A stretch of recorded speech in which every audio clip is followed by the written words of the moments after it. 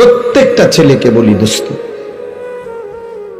এতটুকু বুঝ আল্লাহর নেয়ামত যে নিজের আত্ম উপলব্ধি, অর্থাৎ আমি কমপক্ষে একজন সুস্থ স্বাভাবিক মানুষের পরিচয় যে সে তার উপলব্ধি আছে এতটুকু যে আমি আসলে কে, আমি কোত্থেকে আসলাম, কে আমাকে পাঠাইলেন, কেন পাঠাইলেন, যিনি পাঠাইলেন তিনি যা চাচ্ছেন আমি তা করছি কিনা, আমি যা করছি তিনি তা চাচ্ছেন কিনা।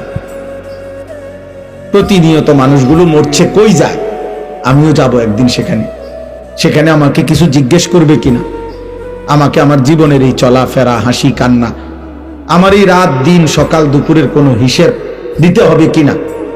এর দূর বোঝাপড়া, এতটুকু অনুভূতি যদি কারো বিবেকে না থাকে, ও আসলে মানুষ না, এটা জন্তু জানোয়ার। কারণ জন্তু জানোয়ারের কোনো হিসাব নাই, জান্নাত জাহান্নামও কিছু নাই, বিচার আচার কিছু নাই। এতটুকু আছে তাফসীরের মধ্যে যে শুধুমাত্র জানোয়ার জন্তু যে যাকে জুলুম করছে তাৎক্ষণিক হয়তো জুলুমের একটা বদলা দিবে, মানে একটা গরু আর একটা গরুর অন্যায় ভাবে গুতা দিছে, তো এইটা হয়তো এটারে এবার গুতা দিবে, এরপরে শেষ। পুরস্কারও কিছু নাই, শাস্তিরও কিছু নেই। কিন্তু আমরা মানুষ, হাসি কিংবা কাঁদি, বুঝি কিংবা না বুঝি, খেয়াল করি আর না খেয়াল করি, আমাদেরকে আল্লাহর কাছে ফিরতে হবে।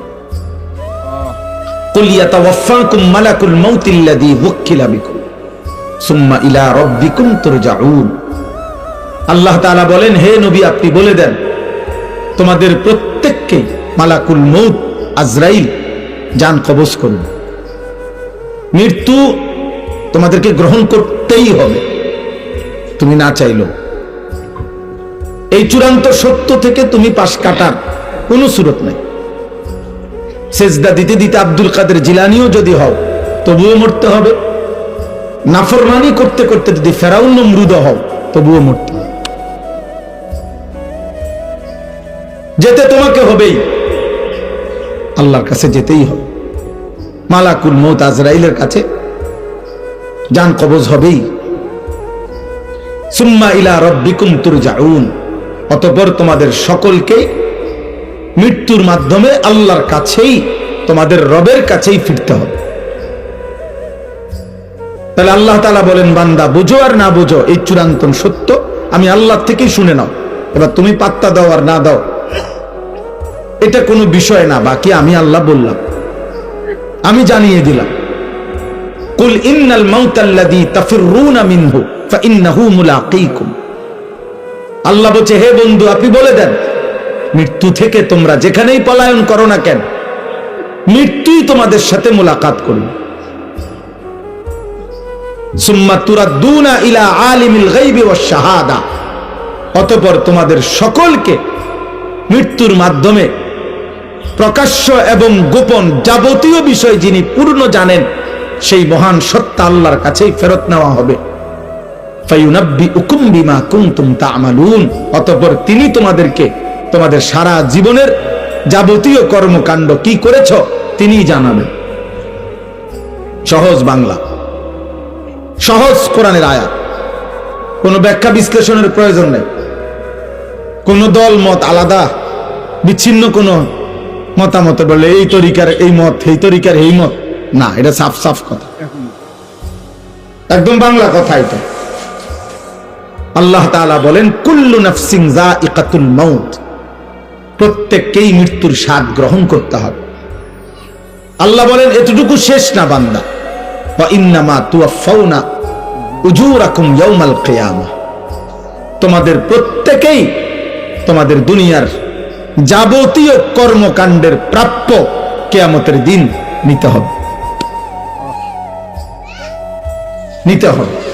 সেজদার বদলা তুমি পাইবাই, উলঙ্গ ছবি দেখার বদলা তুমি পাইবাই, সত্য বলার বিনিময় তুমি পাবাই, মিথ্যা বলার পরিণতি তুমি পাইবাই, হালাল উপার্জনের বদলা তুমি পাইবাই, সুদ এবং কিস্তির নাফরমানির বদলাও তুমি পাইবাই। কোনোভাবেই বদলা তোমাকে নিতেই হবে, এর বিনিময় নিতে হবে, নেকেরও গুনারও। ইন্নামা তুওয়াফাউনা উজুরাকুম, একদম পূর্ণ দেওয়া হবে। এক সুতা, এক জাররা ওরে করে না।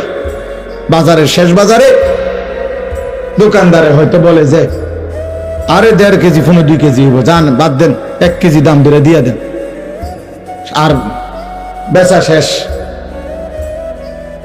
হ্যাঁ, না, আল্লাহ বলে না না, 1 কেজি 1 কেজি 1 কেজি 100 গ্রাম 100 গ্রাম, অর্থাৎ এক সুতা, এক বিন্দু, এক জাররা, এক পলক। ফামান ইয়ামাল মিসকালা যাররা, এক জাররাও আড়াল করতে পারবে, তোমাকে হিসাব দিতে হবে। আমি আল্লাহর কাছ থেকে তার বিনিময় বদলা নিতেই হবে। ওয়া কাফা বিনা হাসিবিন, আল্লাহ বলেন হিসাবের জন্য আমি আল্লাহ একাই যথেষ্ট। ওয়া কাফা বিযুনুবি ইবাদিহি খাবীরাম বাসীরা, আল্লাহ বলেন আমার বান্দার প্রত্যেকটা গুনার ব্যাপারে আমি আল্লাহ একাই শতভাগ খবর রাখছি, নিজ চোখে দেখছি। আলা ইয়ালামু মান খালাক, আল্লাহ বলে বান্দা তুমি ভাবো তো, যিনি সৃষ্টি করেছেন তার সৃষ্টি কখন কোথায় কি আছে কি করছে তিনি জানবেন না?